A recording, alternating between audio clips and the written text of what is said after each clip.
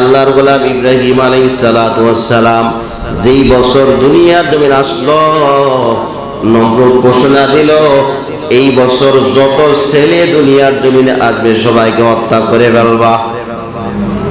নাউজুবিল্লাহ করলাম। কারণ জ্যোতিষবিদ্যা যারা পারদর্শী তাদেরকে স্বপ্নের ব্যাখ্যা জানাইলেন তারা জানাইলো যে স্বপ্নের ব্যাখ্যা হলে আপনার রাজ্যে এমন একজন সন্তান আবির্ভাব ঘটবে, এই ছেলে পরবর্তীতে আপনার ক্ষমতা, আপনার এই সম্পদ, আপনার যে ক্ষমতার মস্তক ধ্বংস করে দিবে। কি করা যায়? পরামর্শ সিদ্ধান্ত উপনীত হলো এই বছর থেকে যত ছেলে আসবে সবাই হত্যা করবা। তাফসীরের মধ্যে আসছে ওই বছর ইব্রাহিম আলাইহিস সালাতু ওয়াস সালামকে আল্লাহ দুনিয়াতে পাঠাইলেন, এমন এক মানুষের ঘর পাঠাইলেন যিনি নমরুদের একেবারে খাস লোক ছিল। জোরে কোন আল্লাহু আকবার। একবারে নমরুদের খাস লোক, কাছের মানুষ। নাম ছিল আজর। কি ছিল? ইয ক্বালা ইব্রাহিম লিআবিহি আযার। নাম রাখছে ছিল আজর, আসলে তার নাম আজর ছিল না। আজর নামক একটা মূর্তি তার কাঁধে 24 ঘন্টা থাকতো। এই জন্য আজর নামক মূর্তি তার কাঁধে থাকার কারণে এই জন্য সবসময় তারা লোকেরা আজর কে ডাকতো। যেমন যারা রিক্সা চালায় তাদেরকে আপনারা ডাক দেন এই রিক্সা, বেড়ার নাম কি রিক্সা নিয়ে? যারা অটো চালায় তাদেরকে এই অটো, বেড়ার নাম অটো। সিএনজি যারা চালায় ওদেরকে ডাক দেন এই সিএনজি, বেড়ার নাম কি সিএনজি। যারা কলা নিয়ে ঘুরে সারাক্ষণ এই কলা, বেড়ার নাম কি কলা নিয়ে? কথা কয় না, কলা বেড়ার না। এই লোকটার নাম কলা নয়, সিএনজিও না, রিক্সাও না, অটো না। কারণ সবসময় তারা অটোর সাথে, রিক্সার সাথে, কলার সাথে বিভিন্ন কিছুদের সাথে সম্পদ। এই জন্য এটা নাম দিয়ে ডাক দিয়ে এই বুঝে এরা আমার ডাক দিচ্ছে। ঠিকই না? জোরে কর। ইব্রাহিম আলাইহিস সালামের বাপের কাঁধের মধ্যে আজর নামক এক মূর্তি থাকতো, এই জন্য লোকেরা তারে আজরকে ডাকতো। আল্লাহ বলে লোকেরা যখন আজরকে ডাক দেয় আমি আর হনুমান প্রমুখে আল্লাহ আজরকে ডাক দিছি। জোরে কোন আল্লাহু আকবার। এই ঘরে সন্তান আসলো, পেটে বাচ্চা হওয়ার পর ইব্রাহিম আলাইহিস সালামের মা চিন্তা করলো যদি জানতে পারে তাইলে আমার সন্তান শেষ। কি করা যায়? জঙ্গলার ভিতরে গর্তের মধ্যে গিয়ে বাচ্চা প্রসব করে ওখানে রেখে দিয়ে আসলেন। আল্লাহ দুইটা বাঘ দিয়া ওই গর্তের মুখের মধ্যে দুইটা বাঘকে পাহারায় নিয়োজিত করলেন। জোরে কোন সুবহানাল্লাহ। ইব্রাহিম আলাইহিস সালাতু ওয়াস সালামের শাহাদাত আঙ্গুল ছিল মধু। সুবহানাল্লাহ বলনা। শাহাদাত আঙ্গুলের পরে যেই আঙ্গুলটা, এটার নাম ছিল আরেক, এটার চুইলে এটার থেকে মাখন বের হইতো। জোরে কোন সুবহানাল্লাহ। মা যখন দুধ পান করতে দেরি হইতো ইব্রাহিম আলাইহিস সালাতু ওয়াস সালাম এই শাহাদাত আঙ্গুল টুসতো, তখন মধু পান করতো। জোরে কোন সুবহানাল্লাহ। বাঘ পাহারা দিত, এই গুহার কাছে কেউ যেত না। তা আল্লাহ তাকে এইভাবে পাহারা দিয়ে বড় করলেন। যখন বুঝতে শিখলো পাহাড়ের গর্তের মধ্যে শুয়ে শুয়ে চিন্তা করে আমারে কে বানাইলো, কে আমার মালিক, কার মাধ্যমে দুনিয়ার জমি আসলাম, কে বানাইলো।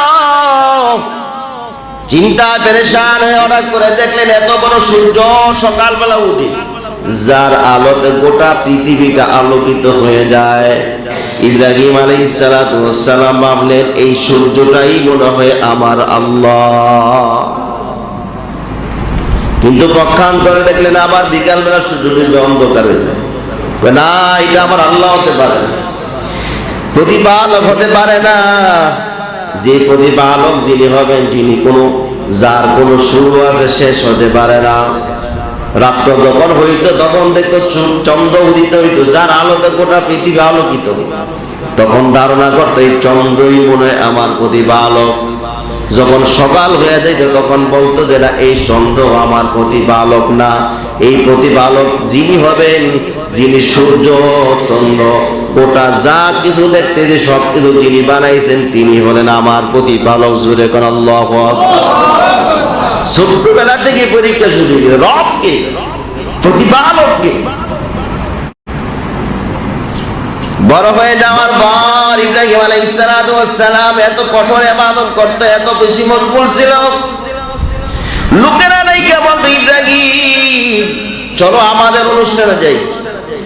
ইব্রাহিম আলাইহিস সালাতু ওয়াস সালাম মানুষকে বলতো তোমরা এমন জিনিসের ইবাদত করো লা তাদুরু ওয়া লা তানফাউ, যে মূর্তি কোনো ইবাদত তোমাদের উপকারও করতে পারে না, ক্ষতিও করতে পারে না। ঠিক কিনা জোরে কও? আমাদের অঞ্চলে ভারতীয় এলাকা আশ্রম আছে, লোকনাথের আশ্রম, বিরাট বড় বড় মূর্তি বানায়া দাঁড় করায় রাখে, হাত থাকে 10টা, জিহ্বা আদাত বেরিয়ে থাকে, আছে না নাই? এটাকে কালিমা, কি কয় আপনার মাল লাগে, এটাকে কালি বলে। কি বলে? কালি। হেরা মা পেতে, আমরা তো মা পেতে, ঠিক কিনা জোরে? এই কালির হাত 10টা, কয়টা? জিহ্বা অত বড়, একবারে কুচকুচে কালা, এটারে বাড়ায় খারাপ করে রাখতে গিয়ে আবার পিছনে বাঁশ দেওয়ান লাগে। কি দেয়? বাঁশ। বাঁশ। এটা হলো ভগবান। এমন ভগবান যে ভগবানকে খাড়া করে বাঁশ দিয়ে খাড়া করা হয়। ঠিক বলি নাই? আবার আরো মূর্তি আছে, সরস্বতী মূর্তি আছে, দুর্গা মূর্তি আছে, অনেক অনেক, 12 মাসে 13টা, 12 মাসে অন্ত আর সীমাবদ্ধ নাই, সপ্তাহে করে 33 কোটি দেবতা, কাঠটা করে শেষ করব ভাইরা আমার। এই মূর্তি বানাইয়া সারাদিন কিয়ামত পর্যন্ত যদি ডাকেন জবাব পাইবেন না। ছোটবেলায় দেখতাম মূর্তির সামনে আপেল, আঙ্গুর, বিভিন্ন রকমের খাবার, দই, মিষ্টি সাজায় রাখে, কুকুরে খায়, বিড়ালে খায়, আবার মূর্তির মুখের মধ্যে বিড়ালে কুকুরে প্রস্রাবও কইরা দেয়। ঠিক কিনা জোরে কর? যে মূর্তি নিজেরই হেফাজত করতে পারে না, এই আবার তার প্রতি তার অনুসারীদেরকে আবার কেমনে বাঁচাইব? ঠিক বলি নাই? ইব্রাহিম আলাইহিস সালাতু ওয়াস সালাম এটাই বলতেছিলেন, তাহলে বলো যে মূর্তি তোমাদের উপকার করতে পারে না, ক্ষতি করতে পারে, তার ইবাদত কেন করো?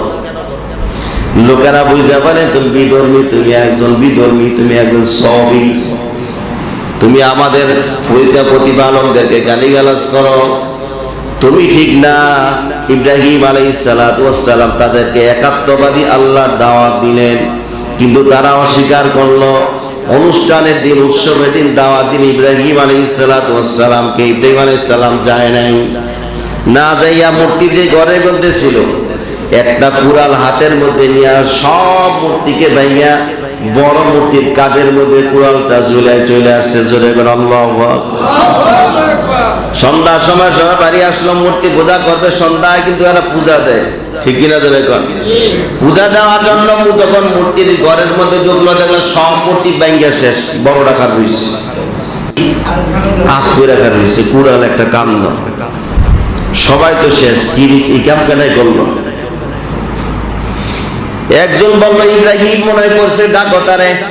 ইব্রাহিম আলাইহিস সালাতু ওয়াস সালামকে ডাকলো, ইব্রাহিম তুমি কি কাজ করছো? ইব্রাহিম আলাইহিস সালাতু ওয়াস সালাম বলল, কুড়ালটা যার কান্দে আছে আমার মনে হয় সেই করছে। সুবহানাল্লাহ। বাল ফাআলাহু কাবীরুম হাযা। এই বেটা সোয়েদাউস না, এই মূর্তির বড় মূর্তির কাম তো কুড়াল। হ্যাঁ চিন্তা করছে এই ছোটটিতে বাদ দিয়ে সব মাইরা আমি একলা খোদা। লোকেরা তো এটা কেমনে সম্ভব? মূর্তি কি আবার কথা বলতে? এটা লড়াচড়াই করতে পারে না। ইব্রাহিম আলাইহিস সালাতু ওয়াস সালাম এবার দাওয়াত দিলেন, যদি এই কাজ নাই করতে পারে তাহলে কেন তোমরা এই মূর্তির ইবাদত করো? এগুলা ছেড়ে দাও, ভালো না। এই শিরকি বাদ দিয়ে একমাত্র একত্ববাদী আল্লাহর গোলামি করো, আল্লাহর ইবাদত করো। জোরে কোন সুবহানাল্লাহ। এই খবর নমরুদের কাছে যাওয়ার পর ইব্রাহিম আলাইহিস সালাতু ওয়াস সালামকে আল্লাহ ইব্রাহিম আলাইহিস সালাতু ওয়াস সালামকে হাজির করে জিজ্ঞাসা করলো, তুমি কি কাজ করছো? ইব্রাহিম অস্বীকার করলেন না, বলল হ্যাঁ আমি এই কাজ করেছি। কেন করলাম? তোমরা এমন জিনিসের ইবাদত করো যেই জিনিস তোমাদের উপকারও করতে পারে না, ক্ষতিও করতে পারে না, যেই জিনিস আল্লাহ হতে পারে না, এই জিনিসের ইবাদত কেন করো? জোরে কোন সুবহানাল্লাহ। এই খবর নমরুদের কাছে যাওয়ার পর ইব্রাহিম আলাইহিসসালামকে আল্লাহ ইব্রাহিম আলাইহিসসালামকে হাজির করে জিজ্ঞাসা করলো, তুমি কি কাজ করছো? ইব্রাহিম স্বীকার করলেন না, বলল হ্যাঁ আমি এই কাজ করেছি। কেন করলাম? তোমরা এমন জিনিসের ইবাদত করো যে জিনিস তোমাদের উপকারও করতে পারে না, ক্ষতিও করতে পারে না, যেই জিনিস আল্লাহ হতে পারে না, এই জিনিসের ইবাদত কেন করো? নিজেরাই বানাও, নিজেরাই তাদের গোলামি করো, এটা তো তোমাদের প্রতিপালক না। যিনি তোমারে আমারে বানাইলো, যিনি আসমান জমিন সব কিছু বানাইছেন, তার গোলামি করো, তার একাত্মবাদী আল্লাহর দাওয়াত দিলেন। নমরুদ বলল, তুমি আমার দুশমন হইয়া গেলা, এখন বুঝলাম তুমি ইব্রাহিম হলো আমার চির দুশমন। জোরে কর নাউযুবিল্লাহ। বিরাট বড় অগ্নিকুণ্ড বানাইয়া ইব্রাহিম আলাইহিসসালামকে আগুনে ফালাইব। এখন আগুন এত বেশি তেজ ছিল, কাছে যাইতে পারে না, কেমনে ফালাইব? শয়তান পরামর্শ দিলে, কাজ করো, চরক গাছ বানায় এক মাথার মধ্যে ইব্রাহিমকে বাঁধো, আর এক মাথার মধ্যে রশি দইরা ঘুরে গিয়ে ইব্রাহিমকে আগুনের মধ্যে ফালাও। ইব্রাহিম আলাইহিসসালামকে এক মাথায় বাঁধার পর আরেক মাথার মধ্যে লোকেরা, যুবকেরা রশি ধরে টানে, কিন্তু যতই টানে কিন্তু এবার চরক গাছের মাথা ঘুরে না। জোরে করে আল্লাহু আকবার। কারণ ওই চরক গাছের মাথা ফেরেশতা চাপ দিয়ে ধরে রাখছে। সুবহানাল্লাহ। সব হাজার হাজার যুবক মিলে টানাটানি করতেছি, কেউ সম্ভব হচ্ছে না, নাড়াইতে পারে না। শয়তান পরামর্শ দিয়ে কাজ করে, এখানে সম্ভব না, ইব্রাহিমের খোদাই আছে। সুবহানাল্লাহ কর না। ইব্রাহিম একলা না, ইব্রাহিমের খোদা এখানে পাওয়ার দেখাইতেছে।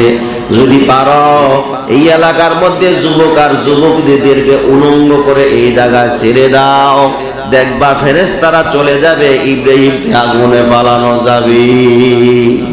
নাউযুবিল্লাহ কর। যেই কথা সেই কাজ। যুবক আর যুবকদের উলঙ্গ করে ছেড়ে দিলেন, জেনা লিপ্ত হয়ে গেল হাজার হাজার মানুষের সামনে। ফেরেশতারা এই গুনাহের কাজ দেখে ফেরেশতারা সবাই আসমানে চলে গেল।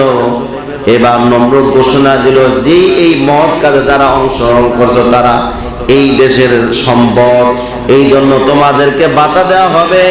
তোমাদেরকে চিহ্নিত করার জন্য তাদের কপালের মধ্যে টিপ লাগাই দিয়েছে। কি টিপ লাগাই দিয়েছে? টিপ। টিপ বুঝেননি? আরে আপনাকে বউরা মায়ের কপাল টিপ দেয় না, কথা কম দেয় না, বুঝেই দেয় তো মানুষ। এই টিপ করতে এলো আজকে বাজে সব টিপ গিলে ফেলাই দিবেন। এটা হলো নমরুদের চিহ্ন। যারা এই গুনার কাজ করছে, অন্যায় কাজ করছে, তাদেরকে রাষ্ট্রীয় সম্মান হিসেবে ওখানে দেওয়া হয়েছে। আসলে কি ভালো কাজ করছে না খারাপ কাজ করছে? জোরে কোন ভালো না খারাপ? হিন্দু মেয়েরা বিবাহিত হওয়ার পর কপালের মধ্যে লাল টিপ লাগায়, লাল সিঁদুর লাগায়, বোধ রেড সিগন্যাল, মানে আমার সিট খালি নেই। কি নেই? আমার সিট খালি নেই, বিবাহিত। আর আমাদের বাংলাদেশের আমাদের মুসলমানদের মা বোনেরা কপালের মধ্যে লাল নীল বিভিন্ন কিছু লাগায় লাগায় ঘুরে বুঝায় আমিও খালি আছি। আছে না নাই?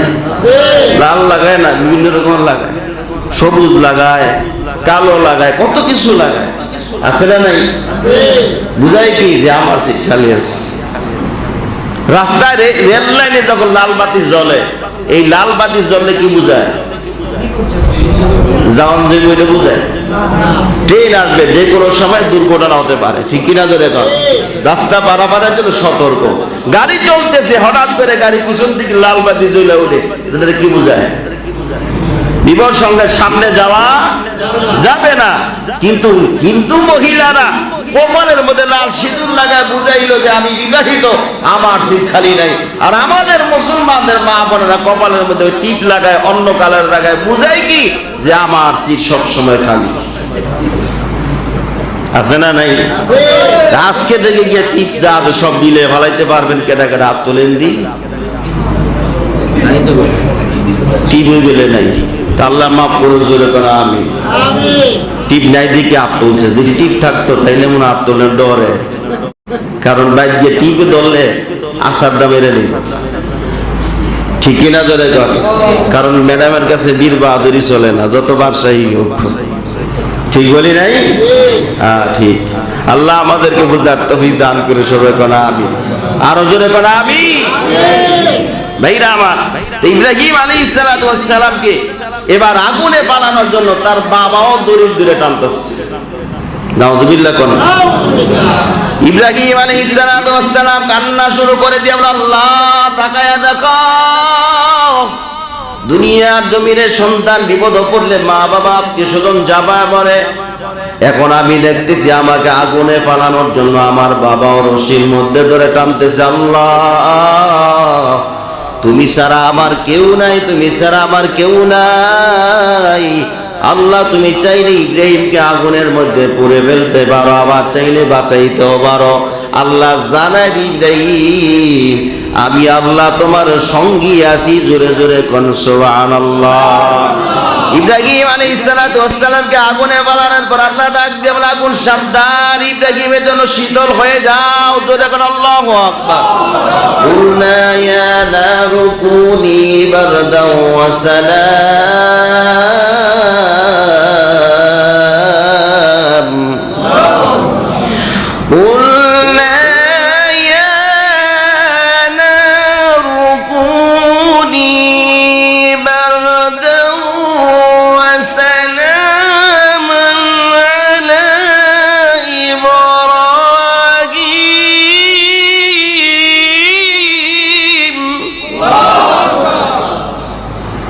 ওয়াসালামুন আলা ইব্রাহিম।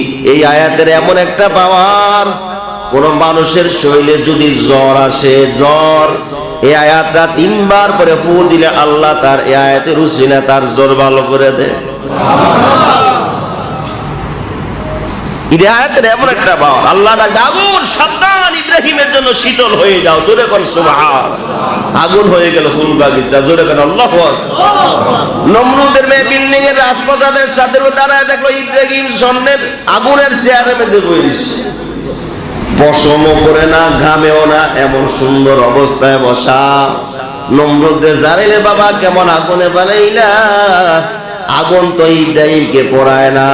নমরুদ চিৎকার দিয়ে আগুনকে বলে, আগুন তোমার কি ক্ষমতা হারায় ফেলছ? ইব্রাহিমের পশমও জ্বালাইতে পারো না, কারণ কি তোমার কি পাওয়ার নাই? এই আগুনের জবান আল্লাহ খুলে দিন। আগুন বলল, আসো পাওয়ার তোমারে দেখাইতেছি।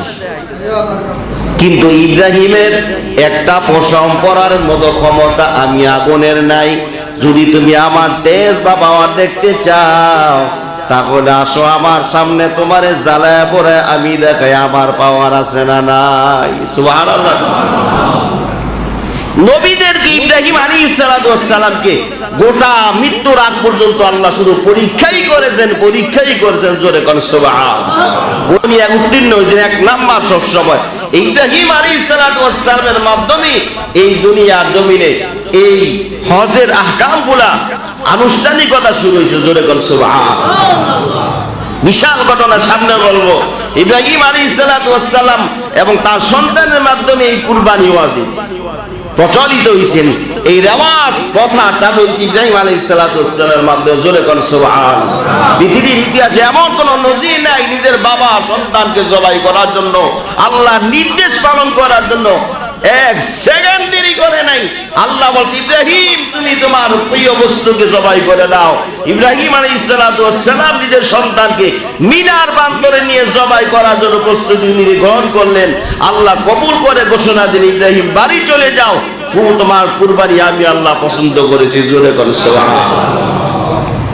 ছেলের পরিবর্তে জব হয়ে গেছে দুম্বা, জান্নাতে দুম্বা।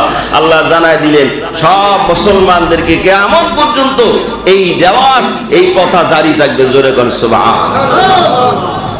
আসন্ন ঈদুল আযহা অনেকে পশু কুরবানি দেওয়ার নিয়ত করছেন, ঠিক কিনা? জোরে কোন। অনেকে আবার দেওয়ার সুযোগ নাই, গরিব মানুষ, টাকা পয়সা নাই, কিন্তু মনে মনে অনেক ব্যথা, আল্লাহ আমাকে বুঝি তৌফিক দেয় নাই, আজকে এই বছর দিতে পারবো না। এটাও আপনার জন্য পরীক্ষা। আপনি দিতে পারেন নাই, এটা আপনার জন্য পরীক্ষা। আপনি সবচেয়ে জামিন ইখতিয়ার করতে হবে, আল্লাহ আমাকে দেয় নাই তৌফিক, আবার তৌফিক দিলে আমি কুরবানি দেব, ঠিক কিনা? জোরে কর।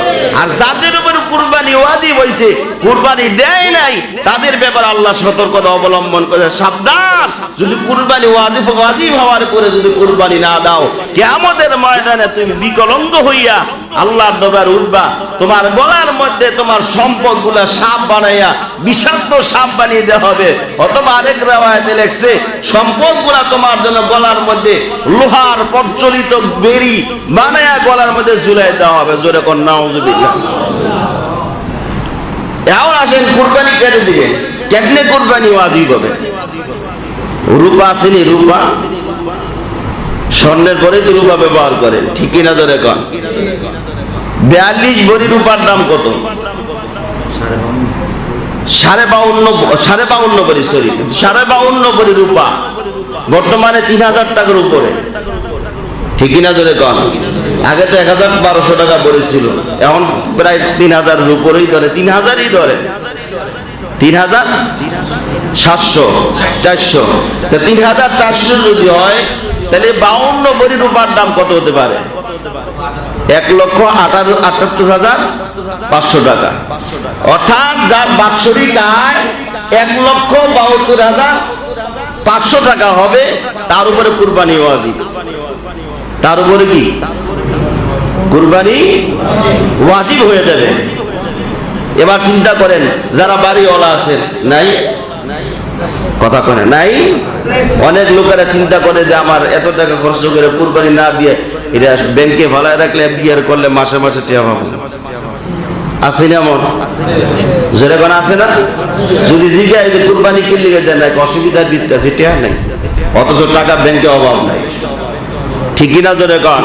আল্লাহর কসম, এই সম্পদ নিয়ে দুনিয়া থেকে যেতে পারবেন না, ঠিক কিনা জোরে কন? কিছুদিন আগে এক নামটা ভুলে গেছি, 6,500 কোটি টাকা ব্যাংকে, বাংলাদেশের ব্যাংক পাবে তার কাছে 6,500 কোটি টাকা মেরে দিয়েছে, দেশ থেকে পালায়ন করে দুনিয়া থেকে বিদায় হয়েছে। জোরে কর নাউজুবিল্লাহ। অথচ তার বাহিরে সম্পদের অভাব নাই, ব্যাংকে ঋণ খেলাপি করে এই সম্পদ, এই টাকা পয়সা আমাদের জনগণের, ঠিক কিনা জোরে কন? কিন্তু সরকারের প্রভাব প্রতিপত্তি খাটাইয়া 6,500 কোটি টাকা নিয়ে দেশ থেকে পালিয়ে গেল। কিন্তু কাতারে থাকলেন, তার ওখানে বিরাট বড় বড় অ্যাপার্টমেন্ট আছে, বিরাট বড় বড় ব্যবসা আছে, হসপিটাল আছে, কিন্তু দুনিয়া থেকে যাওয়ার সময় একটা টাকাও নিয়ে যেতে পারে নাই। শিকদার গ্রুপ। আপনি চিন্তা করে দেখেন কি লাভ হবে সম্পদ দিয়ে? আল্লাহর গোলামি করতে পারলেন না, আল্লাহর হুকুম মানতে পারলেন না, আল্লাহর কাছে কি জবাব দেব?